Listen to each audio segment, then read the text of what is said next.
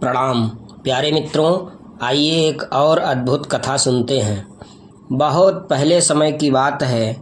तब कौशल देश में कौशल नाम का एक बहुत ही पुण्यात्मा राजा राज्य करता था। उसकी विवाह योग्य कौशल्या नाम की एक पुत्री थी, जिसका विवाह उसके पिता ने अयोध्या के राजा दशरथ के साथ करने का निश्चय किया था। विवाह का दिन निश्चित करके राजा ने दशरथ को बुलाने के लिए दूत भेजा। उस समय राजा दशरथ सरयू नदी में नौका पर बैठकर मित्रों तथा मंत्रियों के साथ जल क्रीड़ा कर रहे थे।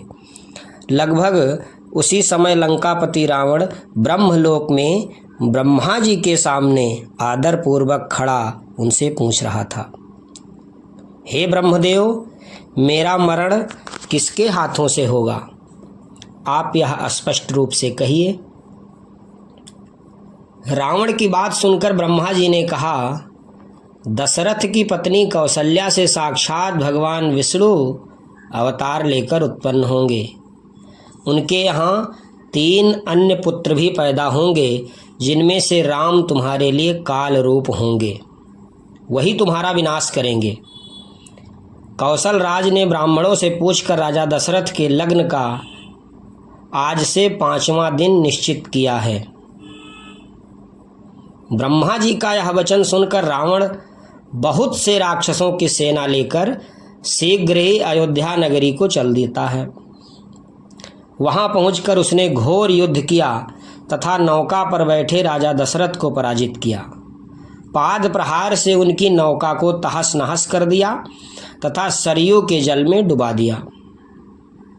उस समय और सब तो जल में डूब गए, परंतु राजा दशरथ तथा सुमंत नाम का मंत्री नाव के टूटे तख्ते पर बैठकर धीरे धीरे जल प्रवाह के सहारे गंगा नदी में जा पहुँचे। वहां से बहते बहते दोनों समुद्र में जा पहुँचे।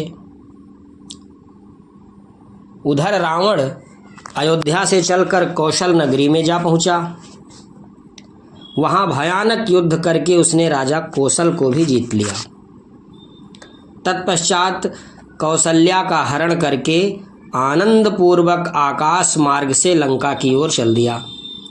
रास्ते में समुद्र में रहने वाली तिमिंगिल मछली को देखकर रावण ने सोचा कि सभी देवता मेरे शत्रु हैं, कहीं रूप बदलकर वही कौशल्या को लंका से न ले जाएं।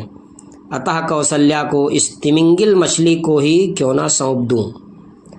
ऐसा सोचकर उसने कौशल्या को पेटिका में बंद करके तिमिंगिल मछली को सौंप दिया तथा स्वयं सहर्ष लंका चला गया। वह मछली उस पेटिका को लेकर समुद्र में घूमने लगी। अचानक अपने एक शत्रु को सामने देखकर उसने उससे युद्ध करने का निश्चय किया। वह पिटारी को एक टापू पर रखकर समुद्र से युद्ध करने लगी, उस शत्रु से युद्ध करने लगी। उसी समय नदी में बहता हुआ नाव का वह टूटा हुआ तख्ता भी समुद्र में पहुंच गया, जिस पर बैठकर राजा दशरथ और सुमंत ने अपनी जान बचाई थी। वह तख्ता टापू के किनारे आ लगा। उस पर से उतरकर राजा दशरथ तथा सुमंत भी उसी द्वीप में पहुंच गए। वहां उनकी दृष्टि उस पेटिका पर पड़ी। जब उन्होंने उसे खोला तो उसमें से कौशल्या को देखकर वो दोनों आश्चर्यचकित रह गए। बाद में एक दूसरे से सब बातों को जानकर वे प्रसन्न हुए तथा अच्छे मुहूर्त में राजा दशरथ ने कौशल्या से गंधर्व विवाह कर लिया। इसके बाद राजा दशरथ, कौशल्या तथा सुमंत पुनः उस पेटिका में घुस गए तथा उसको बंद कर लिया। इधर मछली ने शत्रु को जीतकर उस पेटिका को पुनः अपने मुख में रख लिया। उधर लंका में सुखपूर्वक सभा में बैठे हुए रावण ने ब्रह्मा जी का आह्वान कर हंसते हुए कहा, हे ब्रह्मदेव, मैंने आपके वचन को झूठा सिद्ध कर दिया है। दशरथ को तो जल में डुबो दिया है तथा कौशल्या को छिपा दिया है। भरी सभा में रावण के यह वचन सुनकर ब्रह्मा जी ने उच्च स्वर में कहा, तुम्हारा यह कथन मिथ्या है लंकापति, क्योंकि राजा दशरथ का तो कौशल्या के साथ विवाह भी हो चुका है। तब रावण ने ब्रह्मा के वचन को असत्य करने के लिए दूतों द्वारा मछली से पेटिका मंगवाई तथा ज्यों ही ब्रह्मा जी को उसने दिखाना चाहा त्यों ही उसमें कौशल्या, दशरथ तथा सुमंत को देखकर वह बहुत आश्चर्यचकित हुआ। तत्पश्चात क्रोधित होकर उन्हें मारने के लिए तलवार निकाल ली। मित्रों, जब ब्रह्मा जी ने रावण को देखा कि रावण इन सबको मारेगा, तब ब्रह्मा जी ने कहा, अरे दशानन, यह क्या कर रहे हो? इस समय ऐसा साहस मत करो। देखो, तुमने केवल कौशल्या को ही इस पेटिका में रखा था, किंतु ये 1 से 3 हो गए। वैसे ही इन तीनों के 3 करोड़ हो जाएंगे। राम भी आज ही जन्म लेंगे। तुम्हारी मृत्यु निश्चित है। आयु शेष रहते हुए भी क्यों व्यर्थ में मरना चाहते हो?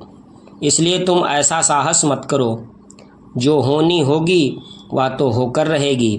अभी तुम कुछ मत करो तथा इन तीनों को दूतों के द्वारा इनके स्थान पर भिजवा दो।